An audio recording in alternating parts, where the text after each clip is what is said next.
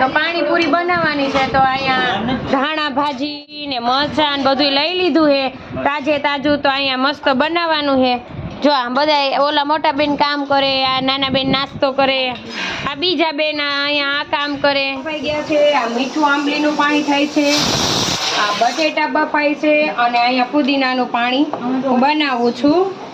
આજે પાણીપુરી બનાવવાની છે ને એટલે પાણીપુરીની બધી મસ્ત તૈયારી થઈ ગઈ છે. તીખું પાણી બની ગયું, મીઠું પાણી બની ગયું, સેવ દાણા, મસાલો, ડુંગળી, ઠંડી ઠંડી છાશ અને આમ જો બધા એને લાઈનમાં બેઠી જાય જમવા. પણ કઈ દીધું નથી હજી. તો હવે અમે બધા મસ્ત પાણીપુરી જમી. પાણીપુરી મસ્ત ખાઈને અહીંયા બેસી ગયા છીએ અને આપણે તો પાણીપુરી બનાવી હતી ને એટલે આપણે બેઠા બેઠા આરામ કરવાનો છે. અને આમ જો બે બેનો વાસણ ઉઠીએ છે. જાજી બેનો હોય ને એમાં આ ફાયદો, બધા વારાફરતી કામ કરે ને તો એકને એક થાકે નહીં. જો આ બે બેનો મસ્ત વાસણ સાફ કરે છે.